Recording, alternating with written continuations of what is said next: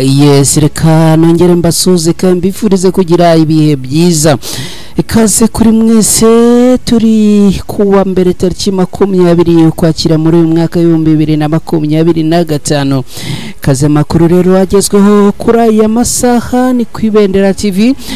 Makuru agiye kwitsa no kwibanda mu burasirazuba bwa Repubulika Iharanira Demokarasi ya Kongo nyuma yuko ku munsi w'ejo hagabwe igitero cya Wazalendo FARDC mu majyaruguru ya Goma.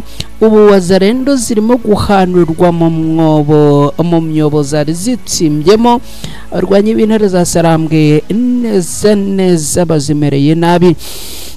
Ndakubwira kandi ko igihugu cy'u Burundi President Ndayishimiye yahuye n'intumwa z'umutwe wa Alliance Fleuve Congo 23.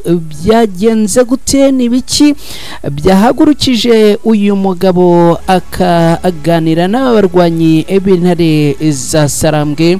Nibiki bikubiye mu biganiro baganiriye? Ibi byose ndakubwira ko nta handi uri buze kubisanga uretse hano kwibendera TV.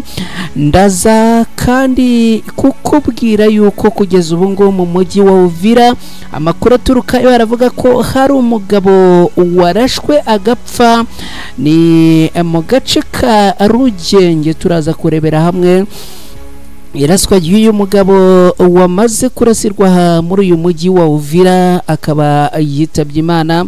Turaza kwerekeza muri teritwari ya Masisi naho mbabwire ko abantu bagera kuri 2 bakomerekeye mu gitero cya gabwe n'abagabo bitwaje intwaro mu gace kitwa Inyange. Ibi uraza kubisobanukirwa nabyo ku buryo burambuye. Ndaza kandi kukubwira yuko Ndayishimiye ubu tuvugana yamaze gutangaza ko ngo yifuza kugirana ibiganiro n'igihugu cy'u Rwanda. Akaba rero ngo hari igihugu yifashishije kugira ngo babimugiremo abe yagirana ibiganiro n'u Rwanda. Nukubera iyihe mpamvu? Ibi nabyo uraza kubisobanukirwa muri aya makuru. Birumvikana kandi turaza kugenda atunyura hirya no hino ku rugamba rwongeye guhanganisha abarwanyi b'intare za Sarambwe n'uruhande rwa leta ya Kongo, nyuma yuko muri iyi minsi hariho ibyiswe agahenge, ariko uruhande rwa leta ya Kongo rwo rukaba rukomeje kugenda rwicaye ibi bijyanye n'agahenge. Nguko rero ko tugiye kuzamukana namwe muri aya makuru. Nizere ko muri tayari narababwiye ukeneye amakuru yizewe kandi afite inkomoko nta handi ugomba kuyasanga uretse hano kwibendera TV. Abatuzi baratuza, bamaze kudusobanukirwa baratuza, bakidushidikanyaho rero namwe nabize igihe kizagera amwemere kandi mutanemera n'ubundi nta kundi. Gusa amakuru yo ugomba kuyakurikira hano kwibendera TV kandi ukayakurikira wizeye neza ko ibyo hawe ari bifatika. Amamvu rero nongera ko kwibutsa nanakubwira ngo niba utari wakora subscribe hano kwibendera TV urimo kugenda ucikanwa, kandi gucikanwa ntago ari byiza. Ukwiriye rwose gukora subscribe, ukibuka no gukora kuri ako kantu kameze nk'inzogera kugira ngo ujye ubona notification ko amakuru ageze hano, kandi ntukabone amakuru rwose ukerewe kubera ko icyo cyaba ari igihombo. Reka rero munyemerere mwese aho muherereye ibintu tubigenze gutya, ubundi mukanya ngaruke twanzikana aya makuru ku buryo burambuye.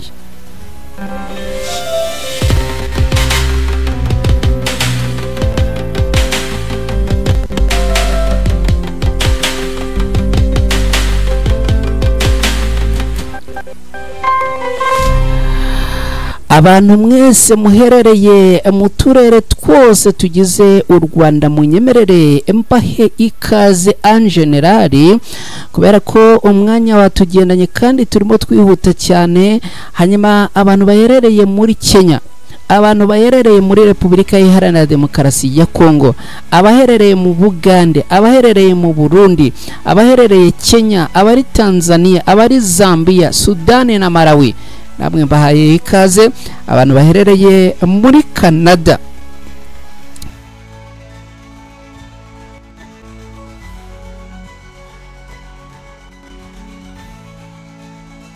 abari muri leta zunze ubumwe za Amerika namwe mbahaye ikaze, abari mu Bubiligi n'ahandi namwe ikaze muri aya makuru rero twinjiyemo ku buryo burambuye.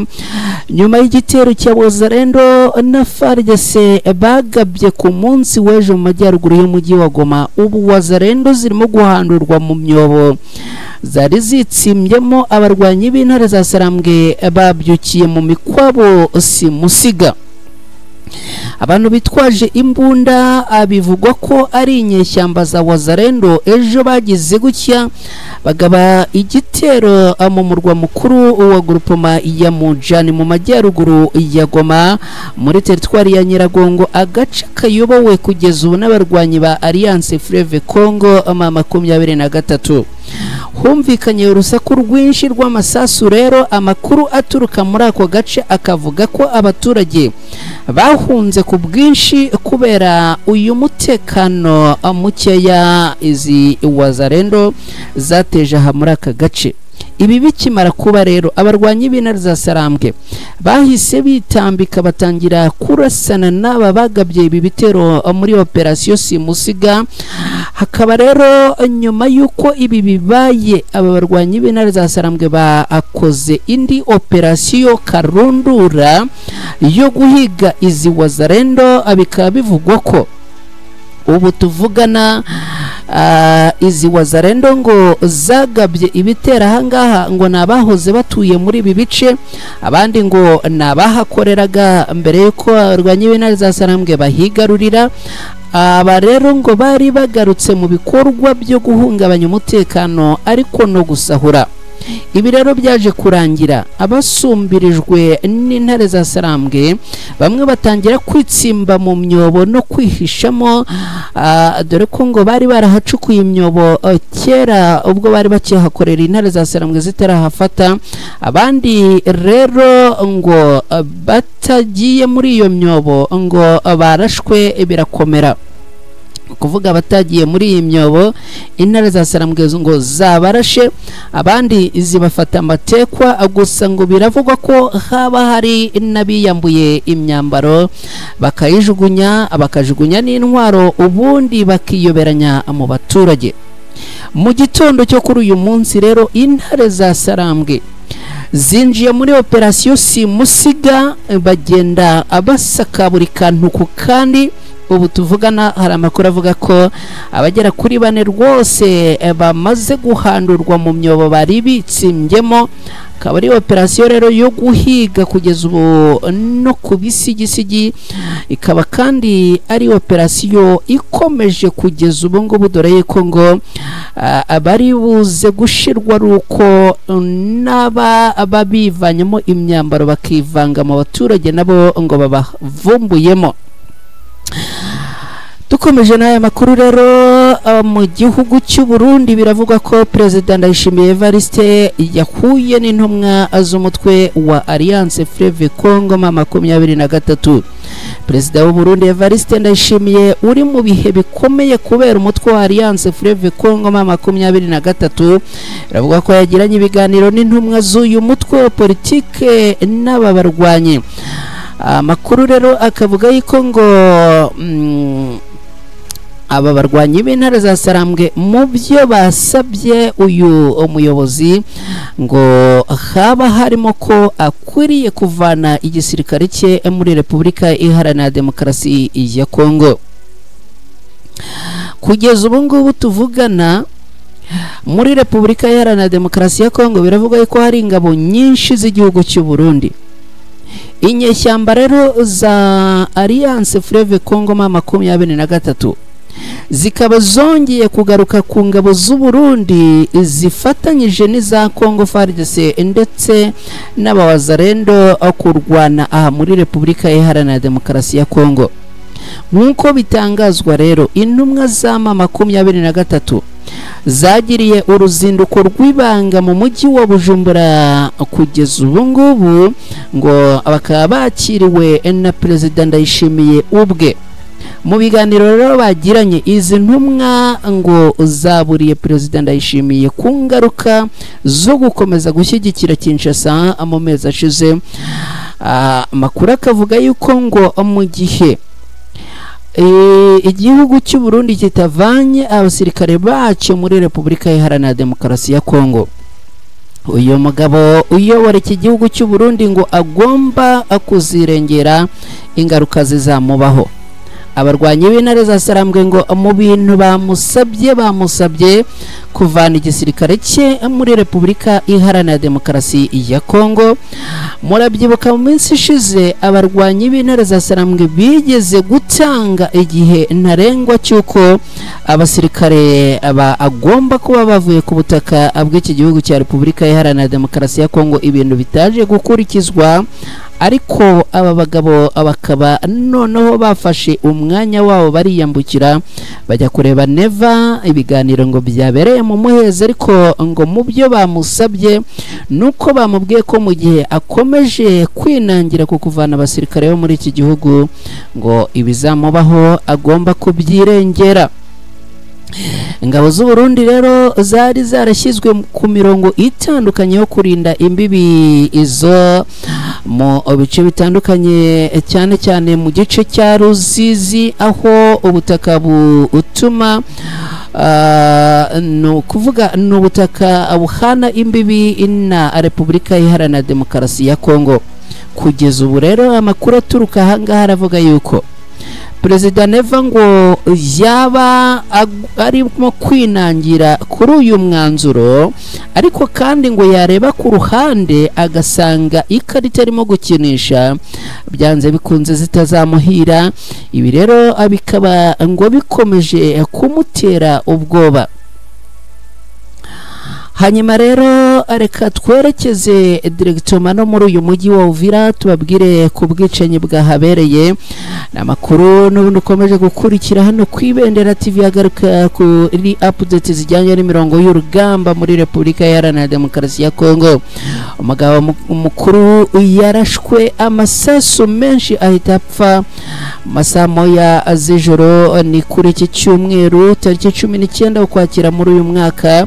Akaba rero yarasiwe mu mujyi wa Uvira muri Kivu y'Amajyepfo muri Repubulika Iharanira Demokarasi ya Kongo, nkuko bitangazwa na Mafikiri Mashimango Martin wo muri Societe Civile. Uyu mugabo ngo yarasiwe iwe mu rugo ruherereye mu karere ka Rugenge muri komine ya Kavimvira mu gitondo cyo kuri uyu wa mbere tariki 20 ukwakira muri uyu mwaka turimo. Umuyobozi w'agateganyo w'akarere ka Rugenge Mudende Emmanuel yahamije byaya makuru ko ari ukuri. Amakuru y'ubuyobozi bw'akarere ka Rugenge akaba avuga ko nyakwigendera yitwaga Ruhoto Kasongo w'imyaka 46 akaba ngo yagabweho igitero n'abantu bitwaje intwaro bataramenyekana. Bakaba rero ngo bamusanze mu rugo rwe hafi y'ishuri rikuru ry'iterambere ry'icyicaro rya SDR Uvira ni mu masaha ya saa moya z'ijoro yo ku munsi w'ejo.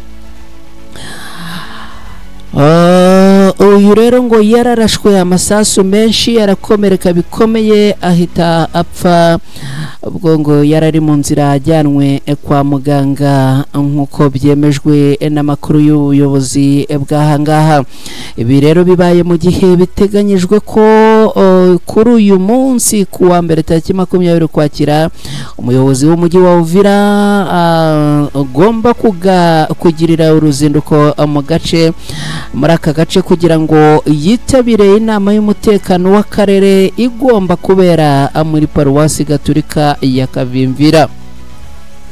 Amakuru rero akavuga yuko ngo uyu ashobora kuba yaba yarashwe n'igisirikare cya leta ya Kongo FARDC cyangwa se Wazalendo, ngo abamushinza kuba ngo yaba ari umwe mu bakomeje cyangwa se mu bagiye bagaragaza ko bishimira ibikorwa by'abarwanyi b'intare za Sarambwe. Akaba hari andi makuru avuga yuko uyu ngo yaba ari mu bwoko bw'abanyamurenge, akaba ibi nabyo ngo byaba biri muri zimwe mu mpamvu zaba zatumye uyu mugabo araswa kugeza ubu ngubu. Reka twerekeze muri teritwari ya Masisi naho abantu barashwe ibintu byakomeye. Kugeza ubu abantu bagera kuri 2 bakomerekeye mu gitero cyagabwa n'abagabo bitwaje intwaro Inyange. Uyu munsi rero ibintu birimo kuvugwa izi wazarendo zirimo kugira gutya zikagaba ibitero ziri kumwe n'igisirikare cya leta ya Kongo FARDC, ariko bakiyambika umwenda wa wazarendo kubera ko mu bijyanye n'amasezerano bari mu bijyanye n'agahenge, kubera ko rero igisirikare cya leta ya Kongo FARDC kishushanya muri ubu buryo, akaba ariho rero hatangiye guturuka ibi bivuga ngo ni wazarendo n'abitwaje intwaro bataramenyekana, nyamara ariko amakuru akavuga yuko no kuvuga amakuru ya ndani kwa ndani avuga yuko ngo aba baba ari igisirikare cya leta ya Kongo FARDC.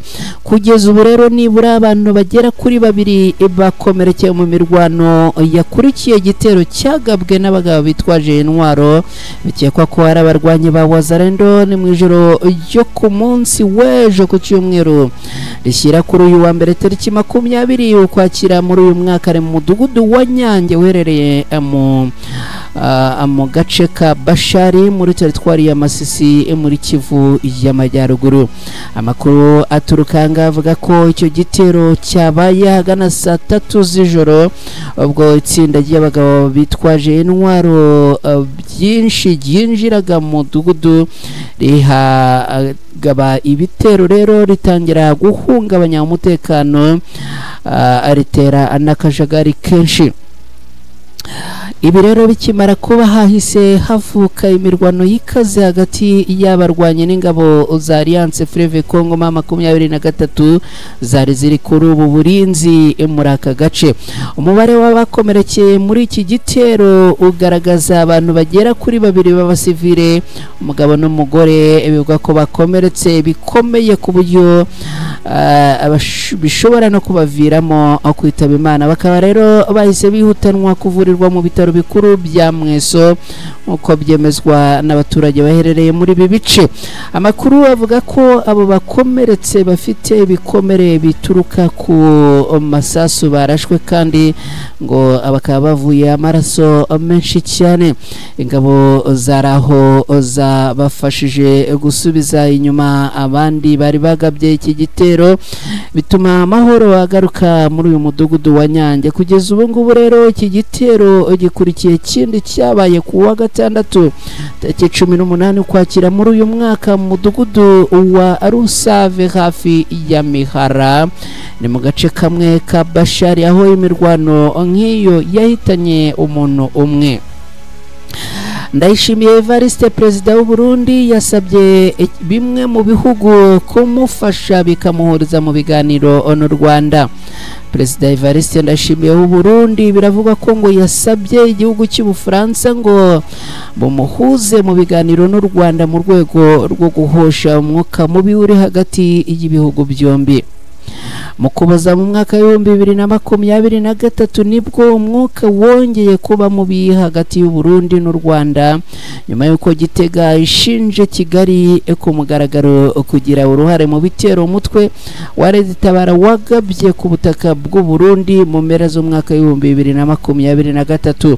U Burundi muri Mutarama mu mwaka ushize bwahise bufata icyemezo cyo gufunga imipaka ibuhuza n'u Rwanda, burahira ko butazayifungura na rimwe kugeza igihe u Rwanda ruzabuhera abo buvuga ko bagize uruhare muri kudeta yapfubye muri 2015 ngo rwaba arucumbikiye. Umwuka arushijeho kuba mubi hagati y'ibi bihugu by'abaturanyi ubwo Burundi bwinjiraga mu ntambara yo muri Repubulika Iharanira Demokarasi ya Kongo, aho ibihumbi by'ingabo zabwo zimaze imyaka hafi 2 zirwana ku ruhande rw'ingabo za leta ya Kongo, zimaze imyaka igera kuri 4 ziri mu ntambara n'umutwe wa Alliance Fleuve Congo ma 23. Perezida Ndayishimiye Evariste rero agendeye ku birego by'uko ma 23 ngo yaba ifashwa n'u Rwanda, yakunze kumvikana avuga ko adashyize ku ruhande umugambi wo kuba yafasha abashaka guhirika ubutegetsi bw'u Rwanda cyangwa akajya mu ntambara narwo. muri Werurwe uyu mwaka ubwo Ndayishimiye Evariste yaganiraga n'ibitangazamakuru bitandukanye yavuze ko u Rwanda nirushima gutera Burundi runyuze muri Repubulika Iharanira Demokarasi ya Kongo nabo ngo bazatera Kigali, kuko yavuze ko ngo Kigali si kure ngo baciye mu Kirundo. Muri Mutarama na Gashyantare ubwo Perezida w'u Burundi yakiraga abadiplomate bahagarariye ibihugu n'imiryango itandukanye mu gihugu cye, nabwo yari yikomye u Rwanda mu buryo bukomeye, arahira ko nirukomeza ibyo rurimo ngo intambara izaba iya rusange.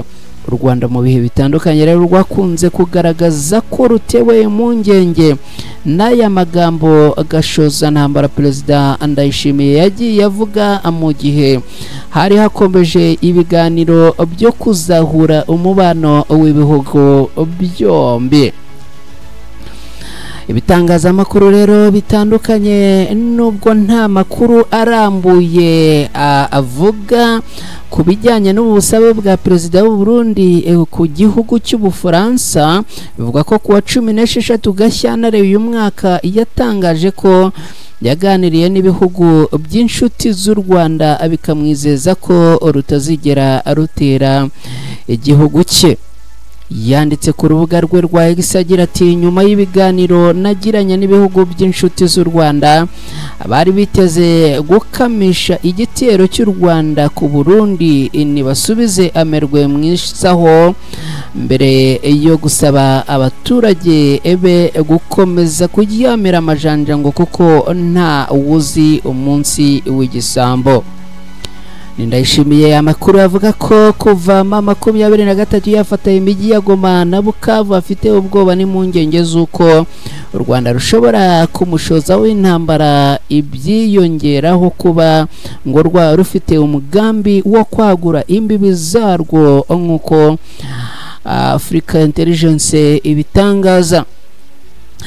Kugeza ubu rero ubusabe bwo guhagarika iyi mikoranire ngo Perezida Evariste Ndayishimiye yanabugejejweho n'abaofisiye bo mu ngabo ze bashinja Perezida Tshisekedi kuba nta bushobozi afite bwo gukemura ibibazo by'umutekano byugarije igihugu cye. Ibi rero ngo bikaba ari byo byatangiye gutuma uyu mugabo Evariste Ndayishimiye abura ayo acira nayo amira, akaba ngo yaba yatangiye gusaba bimwe mu bihugu bitandukanye kuba bamufasha kugirana ibiganiro n'igihugu cy'u Rwanda hagamije gushakisha uko hagaruka amahoro n'umutekano hagati ye n'iki gihugu. Reka rero tugane ku musozo w'aya makuru nshuti bakunzi bacu, ni update twagarukagaho muri aka kanya. Mbashimire mwe mwabanye natwe, asezeranye ko ku mugoroba saa 11 n'ubundi turaza kugaruka ku makuru arabagezweho kuri aya masaha. Mwese rero mukomeze kugira umunsi mwiza.